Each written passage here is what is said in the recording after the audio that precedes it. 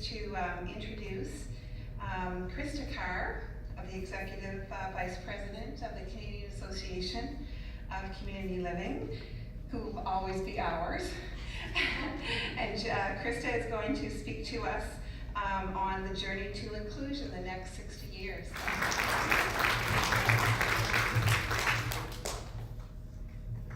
Good evening, everyone. I cannot tell you how happy I am to be here this evening at NBACL's 61st Annual General Meeting.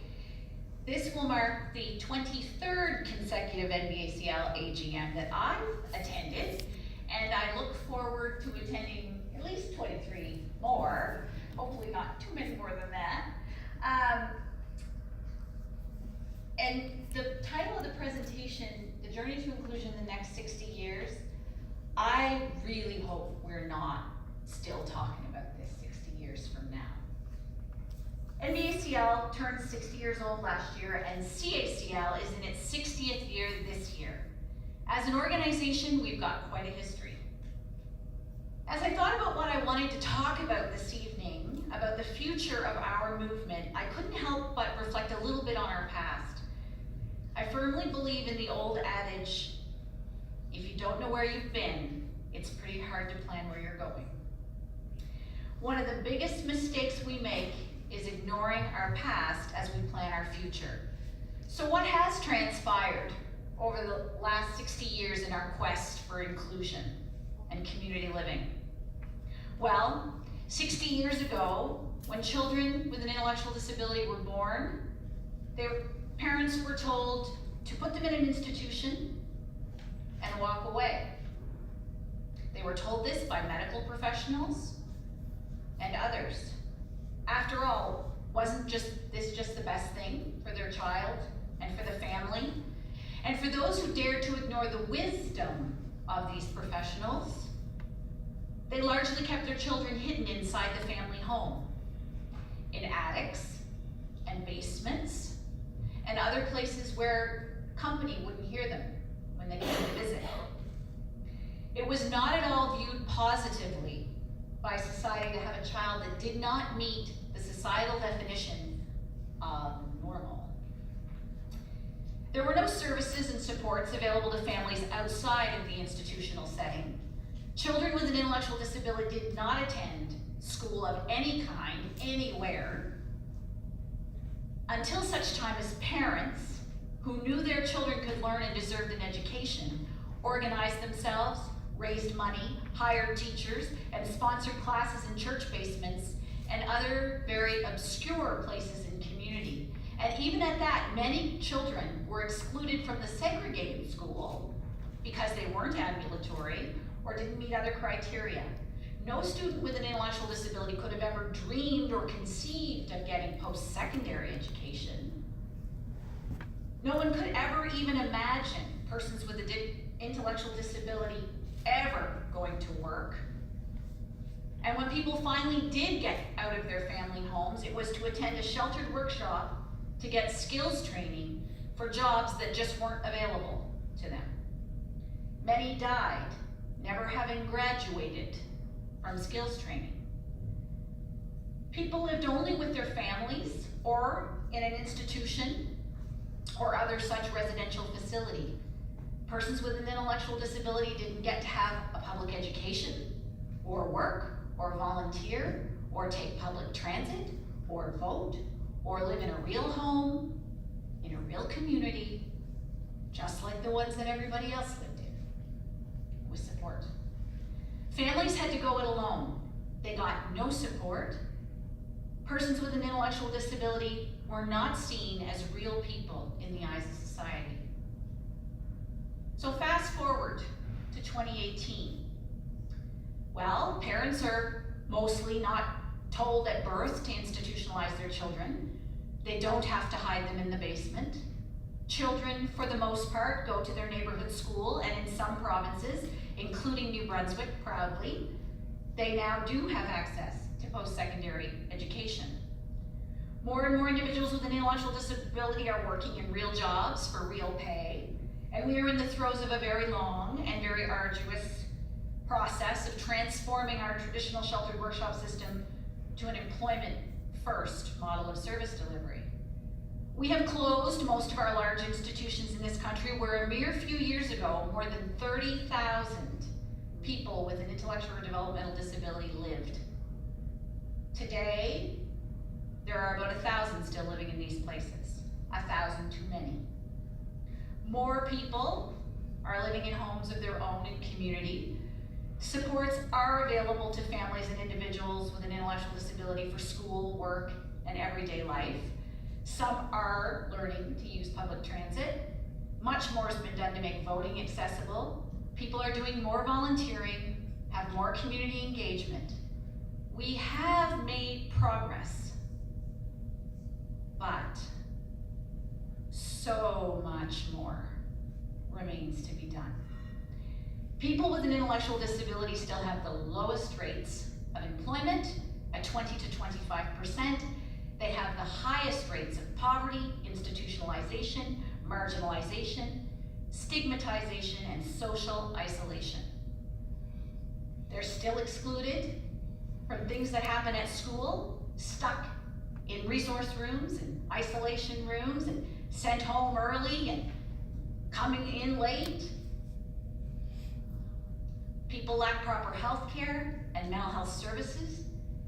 They lack the friendships and relationships they want to have, the opportunity to be loved and to love others for who they are. Families struggle to cope. Our communities, our service systems, and our government too often fail families. Families often still can't get adequate support to live a life on par with other families, and they are constantly coached to have low expectations for their sons and daughters and to be grateful for what they do have. They often face huge financial barriers with one parent out of the labor market often. And too many senior parents still go to bed every night worrying what will happen to their son or daughter, even into adulthood, if they don't wake up in the morning. So what's it going to take? What will it take to achieve full inclusion and citizenship for our family members with an intellectual disability? Well, this organization was formed by groups of families who organized themselves in local communities across New Brunswick and across this country and formed local associations who formed the provincial and the national association. We are now a federation of 13 provincial territorial associations and 400 local associations.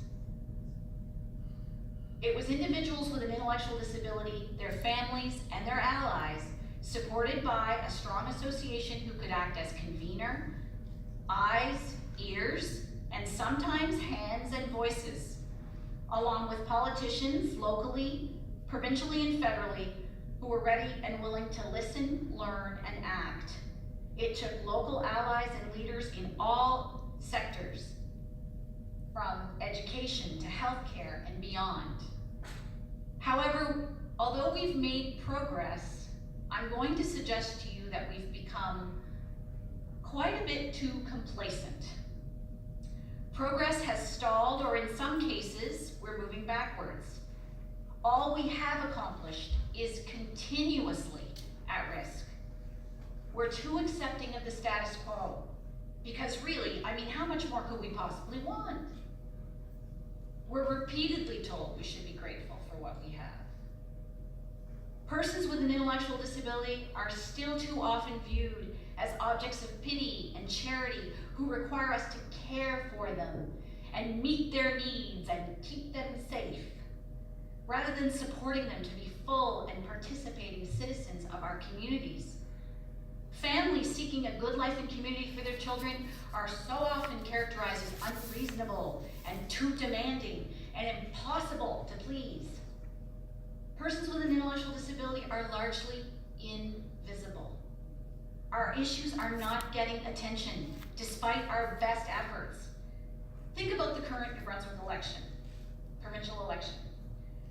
Now, how much are you hearing announcements that are being made by pick any one of the political parties that that are really committing to making a driving difference for people with a disability in this province?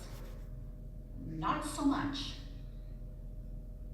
And what they are saying about issues like inclusive education and those types of things are deeply concerning and show they don't really even understand what it is. So how are we going to change this? Let me share a little perspective.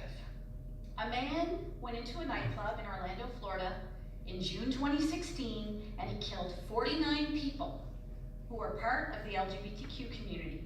And the world was outraged, as they should have been.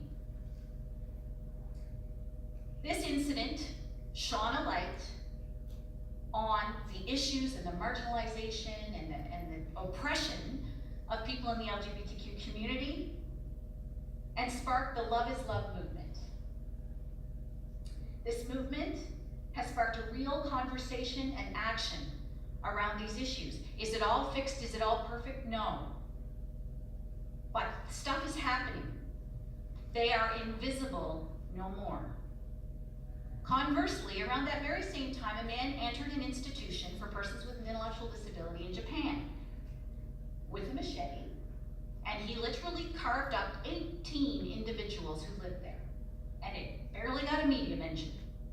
I bet most people in this room never heard about it. Those people were invisible. We've seen the emergence of the Me Too movement, sparked by women telling their stories of sexual assault and harassment.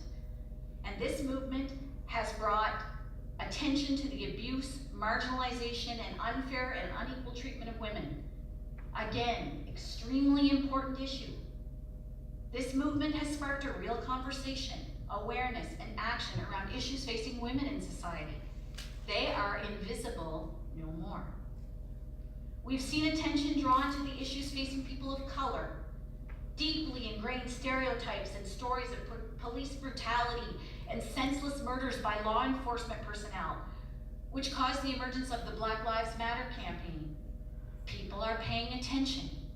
It isn't all fixed, it isn't all solved. But they are invisible no more.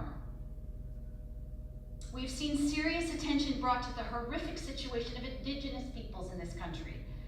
Attention being drawn to the horrors of residential schools and the current state of Indigenous peoples living on and off reserve.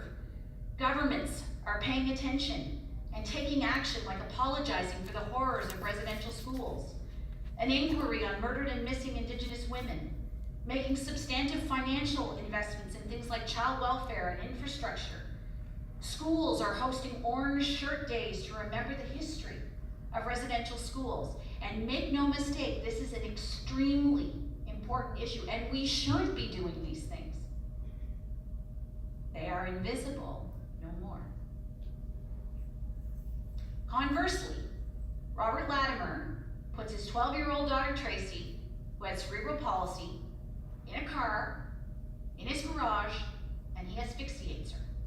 And he then puts her in her bed and tells police she died in her sleep. He later admits to killing her for her own sake. And 77% of the Canadian population think he should not have gone to jail. That it wasn't really murder. That her life could not have possibly been worth living. And now he's asking government for a full pardon.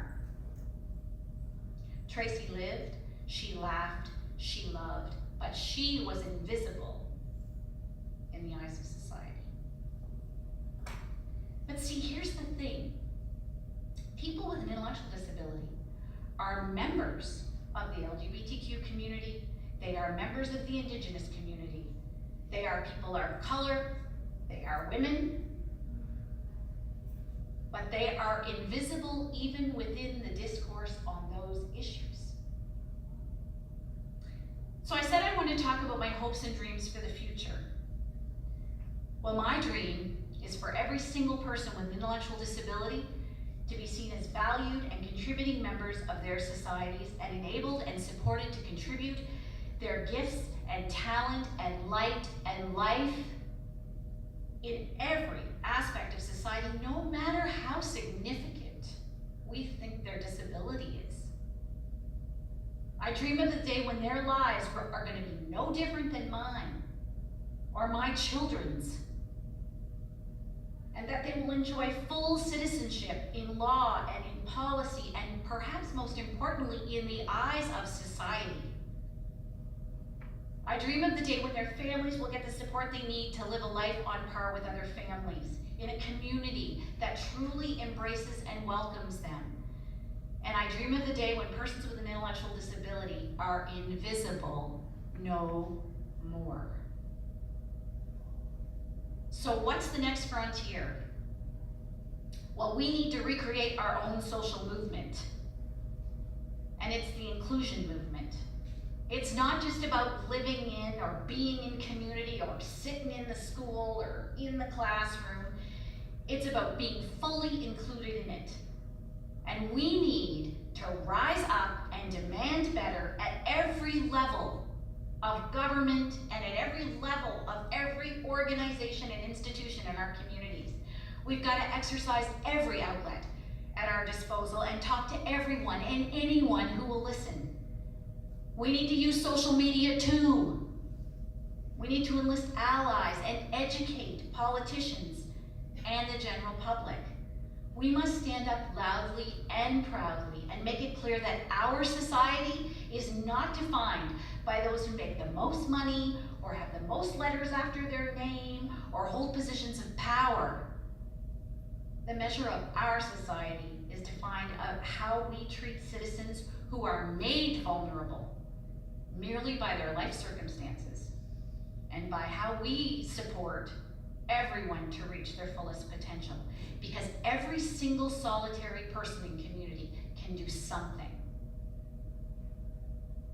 We need the fire back in our belly like it was all those years ago, when we closed institutions, when we got kids into neighborhood schools, when we developed community services, and the list goes on.